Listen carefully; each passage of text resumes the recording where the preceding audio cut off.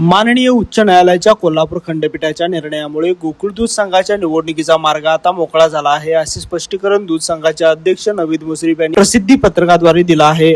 दरम्यान श्री महादेव सहकारी दूध संस्थेच्या वतीने उच्च न्यायालयाच्या कोल्हापूर खंडपीठात दाखल केलेली याचिका फेटाळली आहे. या पत्रकात मुश्रीफ यांनी पुढे म्हटले आहे, अंतरिम अवसायनातील 1108 दूध संस्थांपैकी काही दूध संस्थांच्या सुनावण्या पूर्ण होऊन त्यांचे निकालही दिलेले आहेत.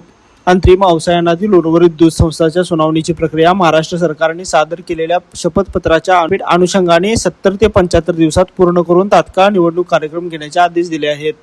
या पत्रकात पुढे म्हटले आहे, गोकुळ दूध संघाच्या सभासद असलेल्या 1108 संस्थांनी दूध संघाची निवडणूक लवकरात लवकर घ्यावी म्हणून याचिका देखील केली होती.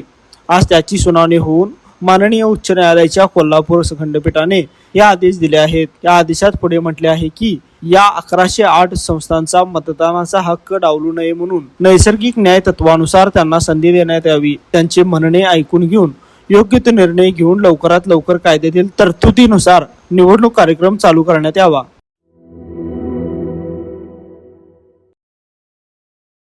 आविष्कार इन्फ्रा तुम्हाला देत आहे विविध लोकेशन्सवर NA प्लॉट्स आणि प्राइम फ्लॅट्सचे प्रोजेक्ट.